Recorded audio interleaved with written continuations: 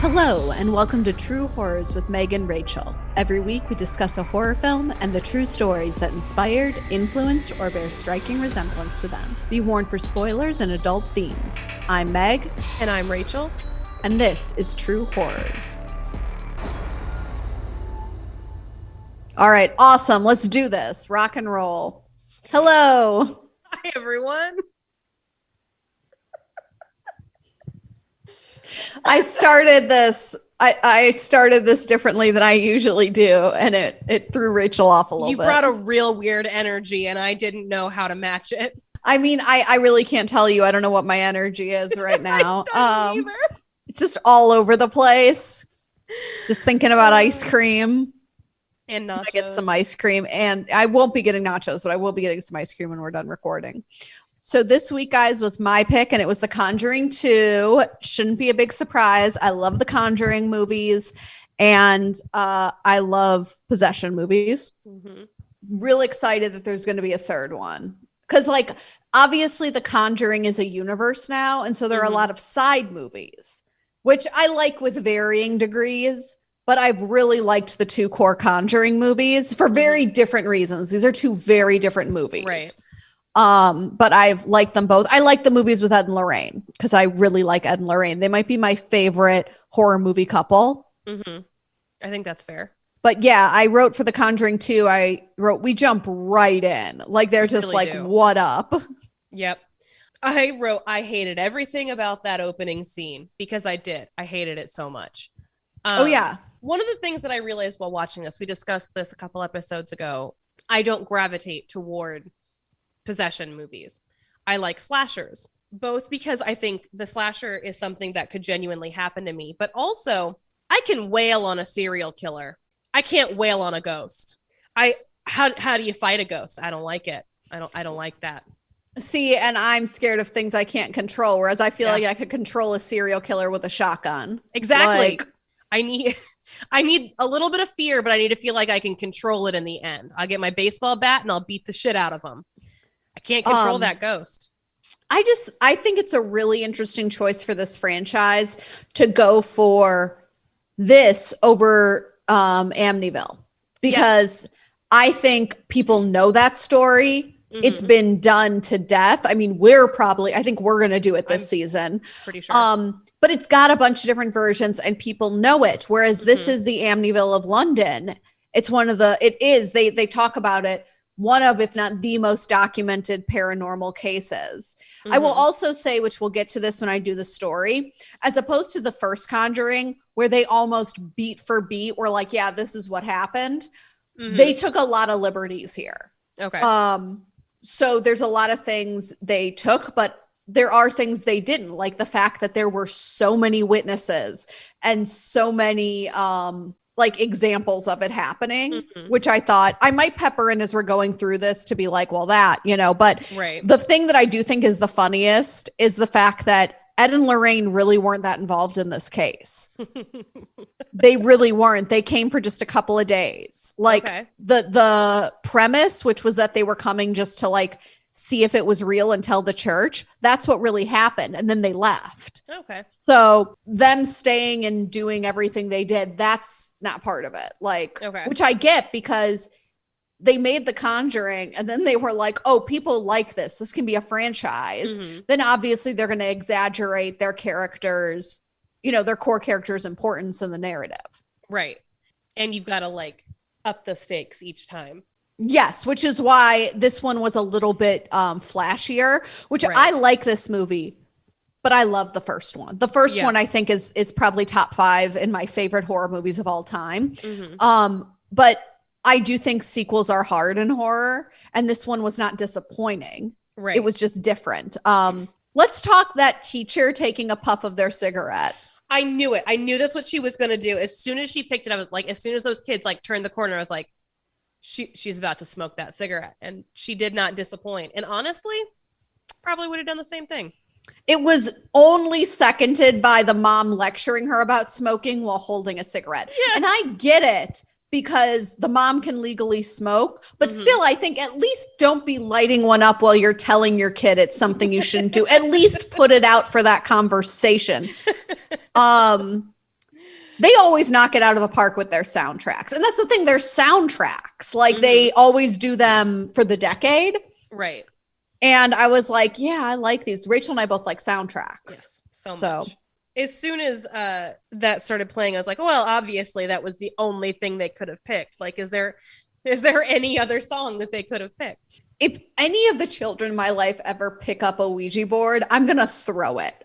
Like, is that not how these all started? Like last week with The Exorcist, or 2 weeks ago, it was that he was playing with one and they called it a spirit board and they'd made it themselves, which was kind of cute.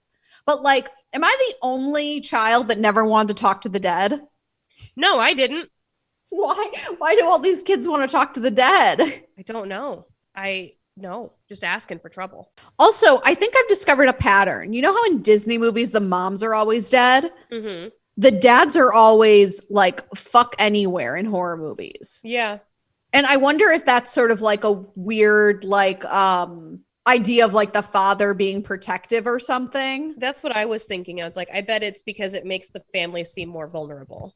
Yes. Can we talk about how his trash ass had twins with a neighbor?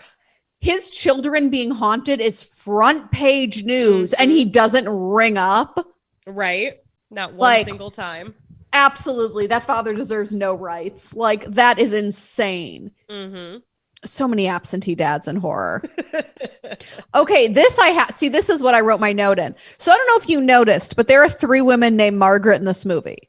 Yes, because the oldest daughter is named Margaret, and then Peggy is a nickname for Margaret somehow. I don't know. I can't do it right now. But when she was talking to the neighbor across the street, both named Peggy. I was like, are they both named Peggy? But then they never addressed the neighbor by name again. Which, God bless, but that's true. That's what the neighbor's name was in real life. And this is the one point that I felt like they could have taken some license, but yes, they were both called Peggy. That's, the neighbor and her husband were real, like that all was real. And when I was like, oh my God, like just change her name. Yeah. Like, I think it's why they never address her by name again. They're like, it's too confusing. Ed should have physically fought that guy on that talk show. He could have taken him. He could have easily. I love Ed. Like I said, they're my favorite horror movie couple. Like I can't think of another horror movie where I like the couple as much. They are so supportive. They love each other so much. And he should have fist fought him is all I'm saying. Also, I'm sorry. Why is it classless to ask that man what kind of doctor he is? Exactly. Like, it could be in a made up thing. Like, he's presenting himself by having doctor, and it could be that he's like a doctor of literature. Like that has nothing to do with this. Yeah, made me so mad. Fist fight him. Also, God bless those two, but I would never do this. I know they're like, we're trying to spread awareness, but seriously, fuck them. Because like, I know that like Ed and Lorraine are like really good people and they want to help and they want people to understand what's out there. But like, they're setting themselves up to be really mocked and really name called and stuff. And it's like I always say with things like this in movies, or real life, but in movies especially, is that like, no one's going to believe it unless they saw it. And also, if that guy was really invested in figuring out if this is real or fake, he'd go with you somewhere. Like, it's just like, I get what they're trying to do, but I also think that like, that takes a real emotional toll, I would have to think. Like, because you know it's real. Can you imagine experiencing the kind of things they did in the first Conjuring and the other stuff in Amityville and having people be like, you're making it up. Your wife's a liar. Like, fight him, Ed. Just fight him. I think he's too religious to do that. They're both like really, really like peaceful people. And I'm like, but fight him. Right. Good for them, but fist fight. Oh, I wrote these out of order, so I couldn't figure out why I wrote he ate them all. Classic. It's with the cookies, the biscuits. How she was like, don't eat too many, and then you see the plates empty. It was like, what kind of self-control do you think this child will have? Right? Why didn't just give him one and then put the rest on a high shelf? Like, that's the strategy I have to use on myself. Can we talk about that terrifying like first thing with Janet and Margaret, and then Margaret just like went back to sleep, and I was like, I'm never sleeping again. Like, are you kidding me? When she's like talking to the ghost and using the two voices. And she's like, who are you talking to, Janet? He's like, he says it's his house. Okay. Out of here. Also, the haunted toy in this one, I hate more than I hated the one from the first one. Like, the first one was so clearly haunted, but this one too, like, and I think it's because of House on Haunted Hill. Like, as soon as it starts, like, I am just programmed to be terrified of that kind of thing because of House on Haunted Hill. And I saw it when I saw it when I was so young, that like every time that it started playing, I was like, no, get it away. Like, even when it was being a normal toy, I was like, get that thing away from me. And the thing is, it makes sense why they have the crooked man, because it's shown to be trying to help him with his stutter. Mm-hmm. But that is a terrifying toy, even without it being haunted. I mean, that's something, I don't know if it's coming out this year or next year, if it got pushed from the pandemic, but one of their side movies is going to be The Crooked Man. Ugh. Oh, I hate that. Which I hate that a lot. Like, but also the fire truck. Like, never sleeping again. When that fire truck rolled back in, I just don't understand why these children don't scream more. Like, right? Am I also the only one who was a child? Thing? I don't know. If I was a child, I would have like gotten myself in a little ball in bed so my feet weren't hanging, and then just screamed until an adult got there. Yeah, I think that's fair. They don't do enough screaming. And then I wrote, whoop, someone was in that chair. For I know, I hated that. I hated that so much. They just panned over it like it was no big deal, and there was a man sitting in that chair, and I hated it. See, that's the kind of point of view stuff I like. She didn't see it, we saw it. I was like, nope, don't like that. I also like this franchise because I like that they take really small things and make them terrifying. Like that tent. I was like, okay, but fuck that tent. I was like, take that tent down. No. And then burn all the materials you used to make it. Yeah, because the little boy was like, I'm going to check that tent after the fire truck came back. I was like, no. Even if it wasn't a ghost, it could be a human man that had snuck into your house and was in your tent. As you know, I hate the whole, like, how long it takes people to realize their house is haunted. And I also feel like The Conjuring gets there really quickly. So when the mom's like yelling at them and then the dresser just moves. Yes. That was the point when I wrote, well, I'm glad this ghost isn't a gaslighter. Like, he was like, no, I want you all to know that I'm here. Can also, like, that is one of the things I never understand, which I'm glad they cover in The Conjuring, is if I was a demon, I would do everything in my power to make the person I was trying to possess feel isolated and alone. So I would never do anything if anyone else was there. So they'd seem crazy. And so, like, when that actually happens, people are like, well, I said speak ghost and the ghost didn't speak. And I'm like, it's not proof of anything. Yes. Like, maybe it just thinks you're a bitch, because I do. Right? Can we talk about the woman in this, whose name I don't remember, who's the skeptic, who saw her talking in the other voice, saw the lights flickering on cue, saw all that shit, and was like, it's all faked. Which, I don't know if everyone picked up on this, but they live in subsidized housing. They live in a house that's provided for them by the government. So basically what she's saying is this poor woman is doing this to try, and I don't mean poor as in her feeling sorry. I mean, economically, is doing all of this to get a better house. And I wanted to slap that woman. Like, she is saying she's putting her children through all of this in order to get a nicer house from the government. It's just, I'm like, oh, glad to see that kind of stuff is in other countries too. Right. Like, also, it's the 70s. There are no nicer houses from the government. No, like, absolutely. It was, I can't believe the amount of things she witnesses. And it's just like, well, it makes sense because everyone's in on it, which, like, and I'll get to this in my story, but when they do like the newsreel and there are all those witnesses, those are all based on real witnesses. Like, that police officer signed an affidavit as to what they saw, like, in real life. And she's like, and when I'm jumping to the end, but when Peggy's like, are the police in on it too? And I'm like, but seriously though, you think that this single mother of 4 who can't pay her bills has set up this elaborate Cirque du Soleil bullshit that even has tricked the police, and it's all to get a better house? Like, I hated that woman. I wish she had that kind of money. She could just buy her own house. Yes. The crooked man should have eaten her. Yes. I also hate the crooked man part. Because it's so out of step with a lot of the other stuff in The Conjuring. Like, it's so big.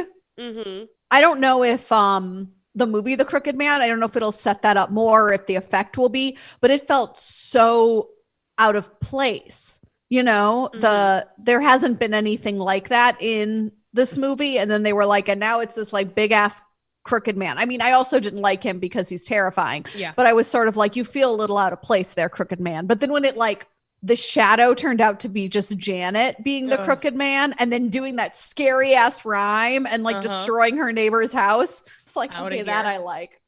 Then I'm just talking about how much I hate when people are like, the demon didn't do this on command. And I'm like, if I was the demon, why would I? Right. I'm trying to steal a child's soul here. And the more that you tell them they're crazy and stuff, the more they're going to be weakened to me. Like Demon 101. Demon 101. Also, Ed's face when he's like, your father called you Edward. He is so done. He's like, no, he didn't. Shut up. Like, his face made me laugh so hard because I'm like, Ed is over it. Ed is over demons trying to talk about his family. He's like, everybody calls me Ed. Stop. Do you think you're the first person to go down this well? Like, I thought that was really funny. Also, to go back to the woman, the skeptic, and how awful she is, she's the one who says, I don't know what's worse, the demons or the people who would take advantage of them, like to trick us. And Lorraine just goes, the demons. The demons are worse. I loved that so much that like it is separated from all my other notes. Like there's an empty line on either side because it's like the demons are worse. And that's the thing. Like, I'm just like, what? Like, I don't know what's worse. It's like the murderers or the people who profit off of them. The murderers. The murderers are worse. Like, it's so weird. Also, like, I like that there's like skepticism in this movie, but it's also like, okay, so you were trying to find a way that this wasn't going to be like, she was in the locked room. The room was locked from the outside. Yes. So again, that all goes to Horrible Woman's idea that like Peggy is the one making Janet do this. Right. And I'm like, you're the worst. I hate you. Like, right. Also, it's so weird because like Ed and Lorraine are skeptics. Like they believe in it, but they know that they're not all hauntings. Like they were literally there to be like, is this real or not? Which inherently makes them skeptics. Like if you're trying to assess if something is actually happening, you have to go in with the idea that like it's probably not. So well, and we established in the first Conjuring, that they're not all, which is also why it annoyed me when that talk show house guy was like, Ed hasn't found a house that he doesn't think has ghosts. I'm like, but he has. Like, that's what their whole thing is, that most of them aren't haunted. Right.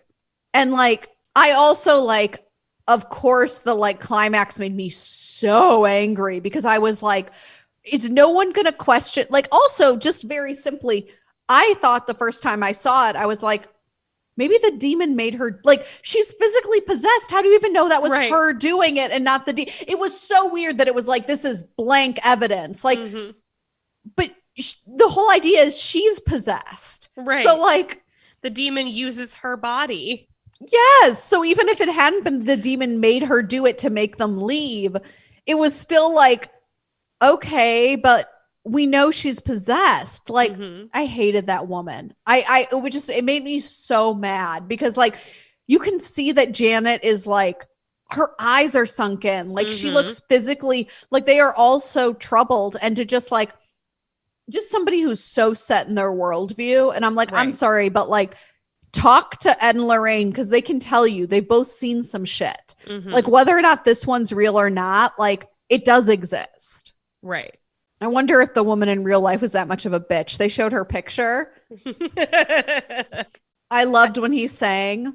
Yes, that was really cute. Because I also love how they do stuff like that where they're like, they need to be a family again. Like they need to be strong against the demons. You know, I was like, that's cute. That's so cute. Also, I want to interrupt to play a fun game. Pick the scarier basement. This one or Buffalo Bills. Are we talking this one while it's flooded? Yes. This one. Yeah, right? Right. So many of my fears combined into one scene. I literally wrote, I'm going to enter this water-filled basement in this haunted house. Yes. What could go wrong? Right. Bless Ed. But I was like, are you serious right now? Wait until the daytime, man. At least then you can see. I loved the reveal in this. Again, it's a lot more dramatic than the first one, but you gotta up the ante. Right. But when those tape recorders fell and he realized it, like, I knew it was coming, but I remember the first time when they did it being like, because it didn't occur to me that it did occur to me that he was trying to talk to them, but something was stopping him. Right. But it did not occur to me that it was an overlapped message. It kind of was at the back of my mind just because the first time it played, like that first time we got it, I was like, oh, he like it, because you get more of the sentence the first time.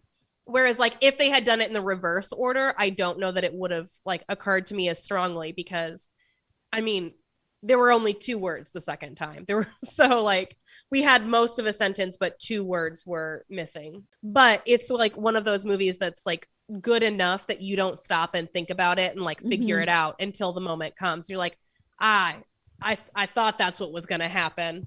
And it was really cool to see that of like, this is why Lorraine can't sense anything because it's the nun demon that wants to kill Ed. I also, when the lightning struck and you saw that is the place where Ed dies, I was like, my God. And that's something they brought from the first one because they discussed the fact that something happened to her and she saw his death. And like, I loved that. I loved it turning out. We haven't talked about the terrifying thing where the nun grabs its own picture. Ed being God. Like, I had a nightmare, so I decided to draw it. Yes. I hated that scene so much. I did not stop yelling at my TV the entire scene. Like, I hated that creepy nun. There was like one of the things I wrote down was love this wallpaper, hate that creepy nun. And I just yelled at the creepy nun the whole time, especially when its shadow was walking and went behind the painting. Like I hated it so much. See, and I'm less like mad about the nun than I am the crooked man. The nun I felt like fit with their whole aesthetic. The crooked man, I was like, what is with your hat? Like you're so weird and crooked. He's got a crooked hat. It does. He's a crooked man. Eyes are on its hat or something. Oh, it's weird. Notice. But it didn't take me out of it too much. I was just like, but the nun I felt like fit right in. I mean, I was mad at it because it was creepy as hell. Oh, yeah. That's why I kept yelling at it. I kept being like, stop it, creepy nun. And if I didn't hate my neighbors so much, I would have felt bad. No. About how loud I was being.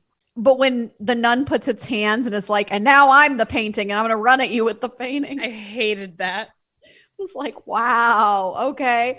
But yeah, when they come back and they're breaking through and, all that, and they're fighting for Janet's soul, like all of that was great. Like all of that was really great. I'm glad we put the kids in the car and we weren't like, let's all hang out. Yes. But yeah. And then he gave Janet its cross. I also love that where they both tell Janet the story.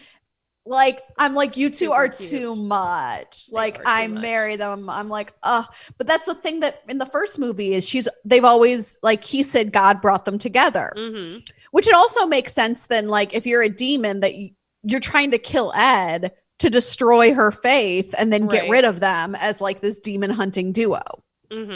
Also, they should bring their daughter next time. She's really getting older. She is getting older.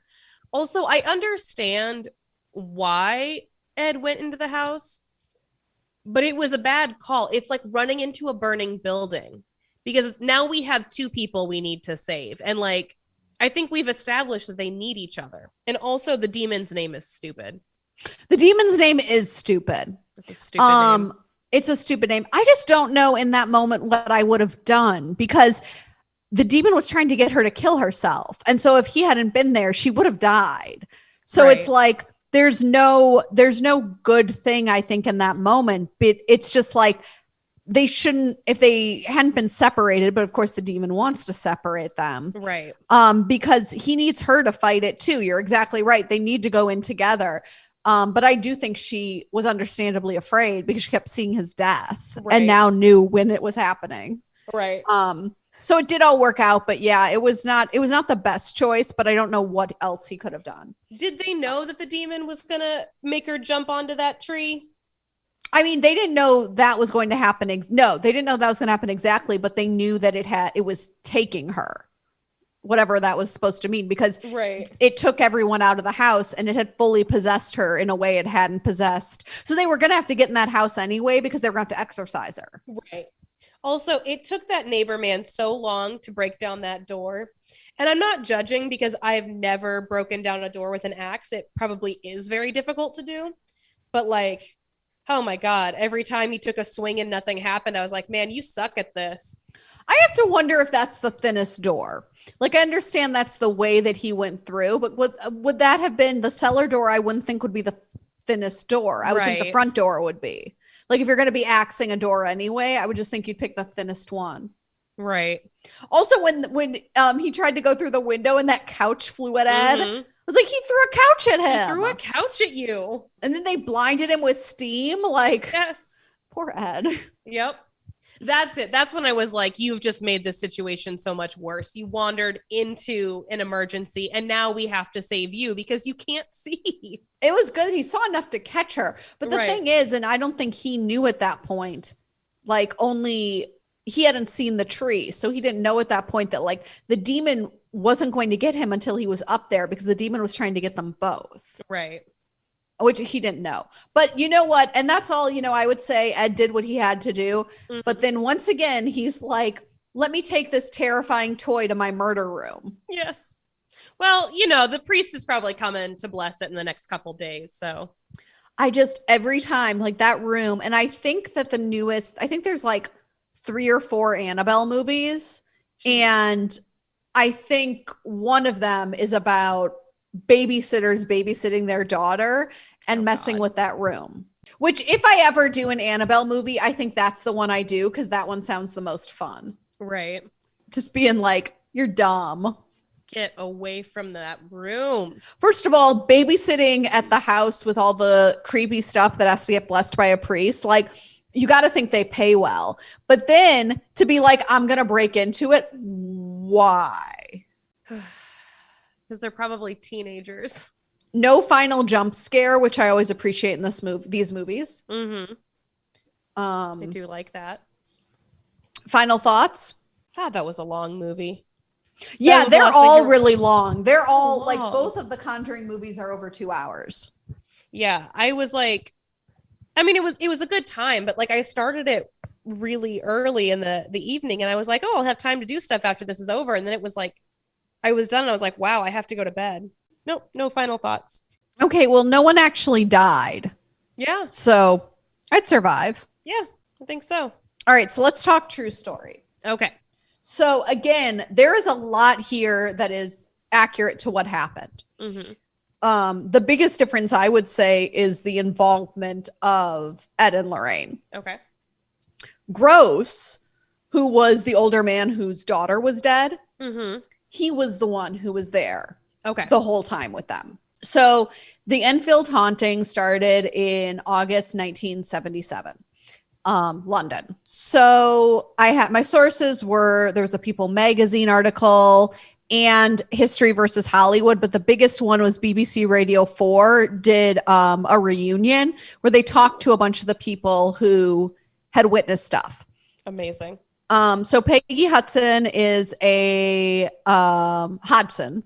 single mother with 4 children, all stuff we know. Mm-hmm. This is the most well-documented poltergeist in British history. There were over 30 eyewitnesses, including neighbors, police officers, journalists, and a psychic researcher. Okay. So the main haunting lasted 18 months. So Peggy heard loud noises coming from her daughter's room. 12-year-old Margaret and 11-year-old Janet. I feel like they made Margaret a little older in the movie.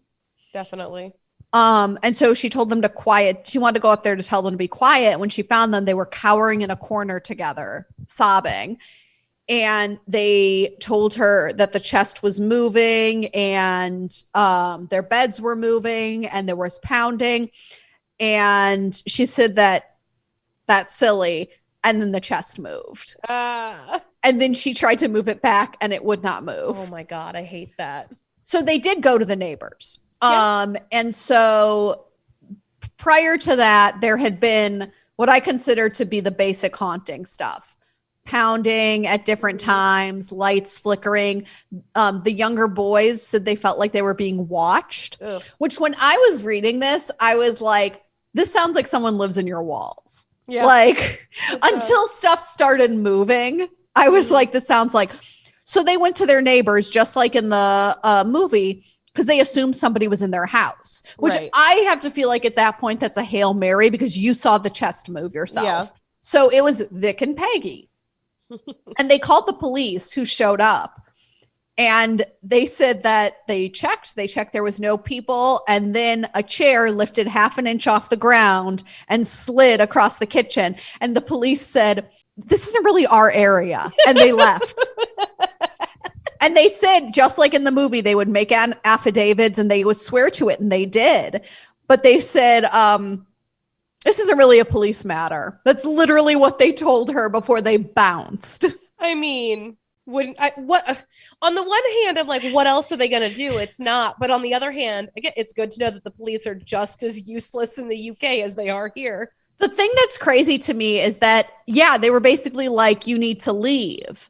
And this is something which we're going to get to in the end. But the reason I'm really insulted by the idea of people saying that Peggy was trying to get a better home is she lived there till the day she died in 2003. She was not trying to get a different house. Mm-hmm. She, even when this became huge news, she wasn't trying to leave. She was trying to get help for her family, which is why she went. Like when the journalist who he is interviewed in this BBC special too, the journalist who they the ghost threw a Lego at. They said that it was like she was trying to get help because no one would help her. And she was a single mom with 4 kids in the 70s. So the police were no help and she was terrified. And so she called the press, hoping they'd help her. Right. So this photojournalist came, Graham Morris, and he'd had some experience in different types of photography and stuff. And he says he still calls the experience life-changing to this day. He says he had all the children.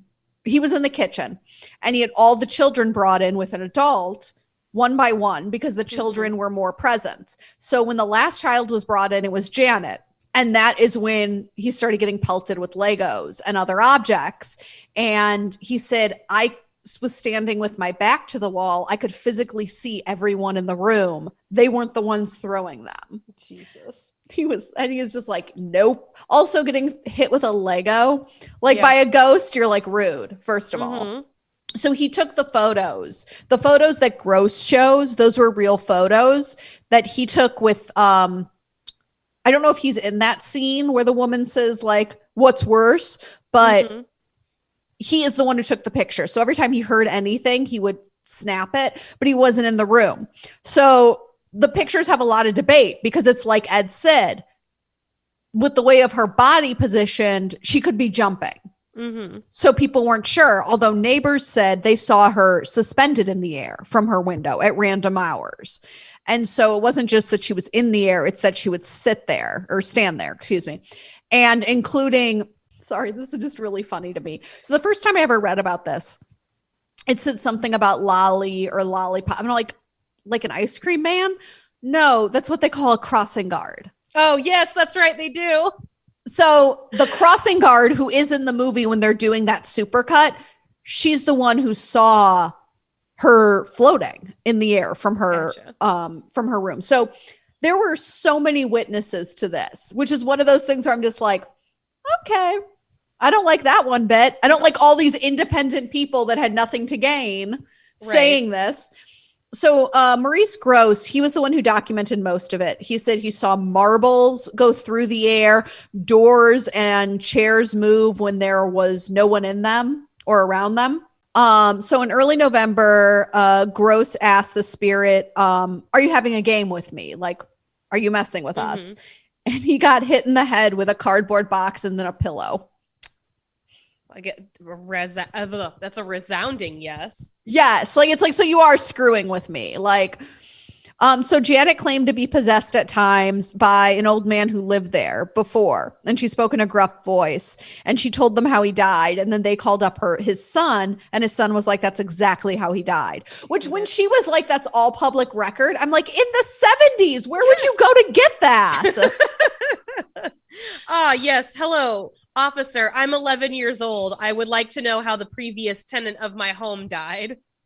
Also, they make a point of saying they called the son, so it doesn't seem like all the neighbors knew the specifics of where this man died and what happened, Right. like in the house. So the part that pisses me off, people thought Peggy was doing it to get money.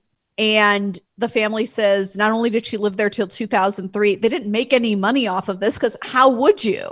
Right. Like, so this is what's, if she did make money off of it, like, who cares? She lives in subsidized housing. She needs the money. Like, who cares if she did do it for money? Like, I feel like there's a lot of classism in this, and there's a lot of like a hatred of this woman who I'm like, this single mother of 4 living off the government. And I'm like, where is this children's father? Mm-hmm. Like, we know where. Like, he's not paying child support. He's not helping with these children.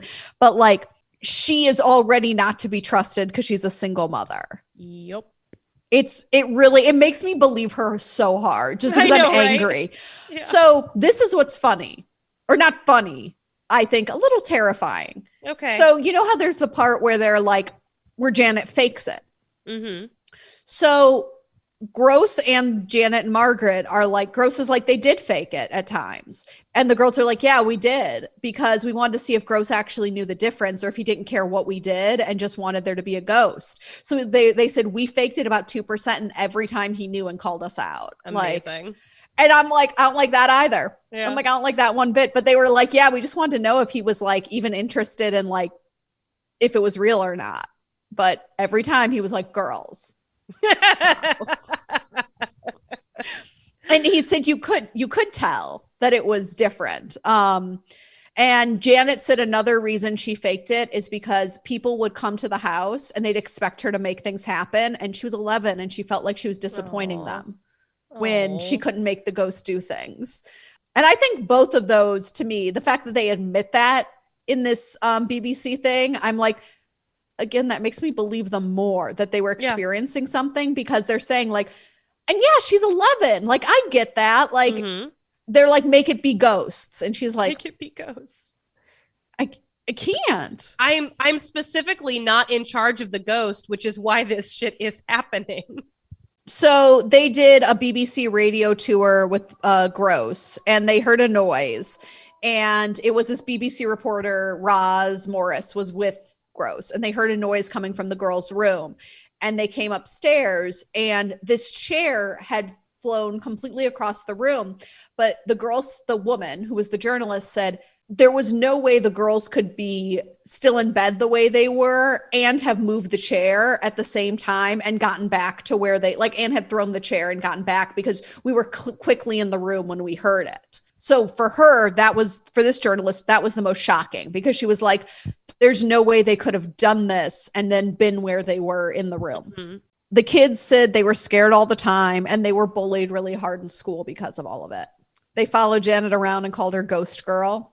I mean, under different circumstances, that would be a pretty cool nickname. It's also not inventive at all. Can we talk about how these names, like, it's like, oh, they're Ghost 11, Girl. Meg, like, you met an 11-year-old.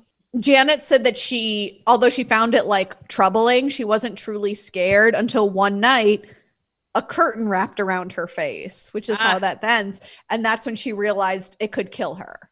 Great. So that's scary. So one of the skeptics claimed that Janet was a ventriloquist. Right. 11-year-old professional ventriloquist. I mean, when you have a passion, you really dedicate yourself to it.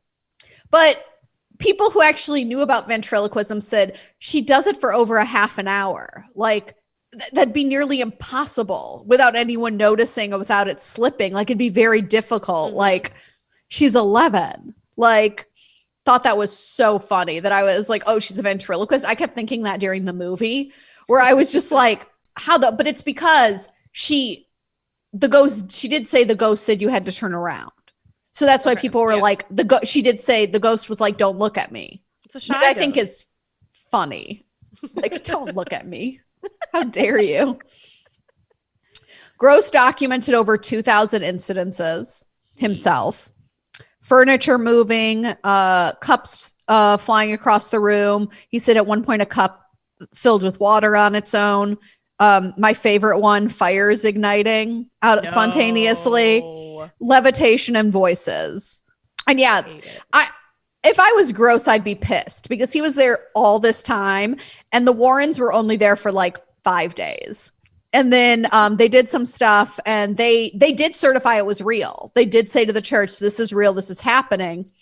But many used the Warrens' involvement as an idea that it was fake, which might have been one of the reasons that they didn't stay very long. Because at that point, which again, I feel like they don't make this much of a connection in the movie, but at that point, people believed Amityville. Like people had started to believe Amityville was a hoax. And so the fact that the Warrens were involved, they were using it as a way to say the Warrens, everything they've done so far is all a hoax. And so they left so that because people were starting to see the Warrens being there as an idea that it is fraud. Gotcha. Which that's also really difficult because it's like, even if which like I haven't done the deep dive on the Amityville. I will because I'm doing it this season. But even if it were found to be fake, that wouldn't like be the Warrens' fault. Right. They didn't, you know? So it's like, it's one of those things. But in 1978, a priest blessed the house and it died down, but never completely went away. They always heard some noises or thought that something was watching them, which fine. But why did it take you 18 months to get to priest? Right. Well, I mean, they're probably Protestants. So at the time in the movie, Janet was 46 and she still said it all happened. But she said that she hadn't been talking about it until her mom passed away because it upset her mom so much. Gotcha. So now that her mom had passed away, she felt more open to talk about it. But here's my epilogue. So Peggy passed away. And Claire Bonnet moved in with her 4 sons to that apartment because apparently that house, because you can't live there unless you're a single mother with 4 children. Cool. And those kids felt like they were being watched and they heard noises. And then one day, one of Peggy's sons told her he saw a man in his room and they moved out the next day. Good for them. Claire, not Peggy, obviously. And Claire was like, I'm not doing this. They'd lived there for 2 months. Does anyone live there now? Not that it's said, but it's the thing is it's still government housing. So I sort of wonder if like you don't have a choice, you just get the haunted one. Right. So that's the story. I think the movie was scarier. It seems like for the most part this was as benign as it can get. Right. Ghosts just seem to really dig that attention. Yeah. It's probably hard to get when you're a ghost, you know? Yeah. Ones like these, I'm always like, ones that you can't out of hand dismiss, if that makes sense. When there's some kind of like haunting like this and you can't out of hand say 100%, oh, so this was, you know, whatever. Like, especially when you have like so many witnesses. And it's like, again, if you 100% believe this didn't happen, that means you're the woman from this movie who thinks this mother and children were in on it and were so good at it they tricked all these other people, which I'm like, I don't know if that's necessarily more has more of a chance of being real. That or all of these random people got together and decided that they were going to pull a thing. But the thing is, when hoaxes do occur, the people involved usually break. Like the really famous Bigfoot photo and the really famous Loch Ness Monster photo. People have come out and been like, oh yeah, I faked that. Because they just, when it gets that much attention, especially, like they break. Well, it's kind of like the research that's been done on conspiracies, that the more people involved, there's like an algorithm that the more people involved and the bigger it is, the quicker it falls apart because people just can't keep secrets like that. Like it's impossible. And so the amount of people that would have to be involved in this is just so many that I find that really fascinating. But yeah, I'm excited for The Conjuring 3. It isn't out yet. It'd be really nice if it could be one of the first things I see back in theaters. Right. I miss going to the movies. Me I miss too. a lot of things, but I do miss going to the movies, and that would be fun to see on the big screen. I think I've told you before, but it will definitely be a movie for us because they're doing it based on like one of the first cases or the first case where possession was used as a defense. Oh, yeah. All right, Rachel, what do we got on the docket next week? We're going to be watching the original The Hills Have Eyes. And this is another one I have not seen. I've also not seen it, so. Oh, God. It could also be terrible. Who knows? Who knows? All right. Next week, then. All right. Any more final thoughts? No.